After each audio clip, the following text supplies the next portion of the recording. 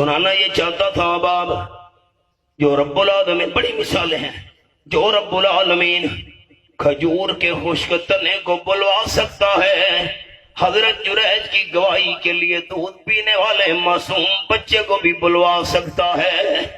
بچے نے کہا میرا والد حضرت جریج نہیں، فلاں چرواہا ہے۔ اللہ، بچہ بول رہا ہے، حیران ہو گئے سارے۔ اب آؤ خیال، حضرت جریج سے معافی مانگی، آپ صلی اللہ علیہ وسلم فرماتے ہیں معاف کر دے، ہم سے غلطی ہو گئی، اجازت دے ہم سونے اور چاندی کی تاروں کے ساتھ تجھے جھونپڑا تیار کر دیتے ہیں۔ حضرت جریج نے کہا نہیں نہیں، میرے لیے تنکوں والا جھونپڑا ہی کافی ہے۔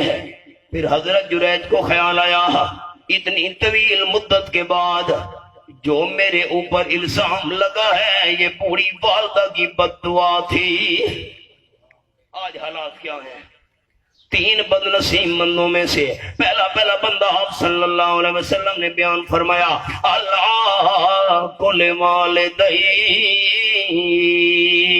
او کما قال النبی صلی اللہ علیہ وسلم، ابتداء جنت میں جو تین بد نصیب داخل نہیں ہوں گے، پہلا بد نصیب جس پر والد ناراض ہے، والدہ ناراض ہے، والدین کا نافرمان ابتداء جنت میں داخل نہیں ہوگا۔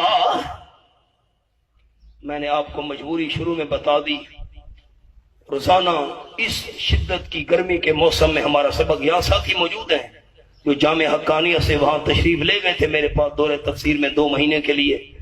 بس میرے اندر سکت اتنی تھی، آپ مجھ پر راضی رہیں، میں آپ کے لیے دعا گو ہوں، اللہ آپ کا حامی و ناصر ہو، زندگی باقی ملاقات باقی، ربنا تقبل منا۔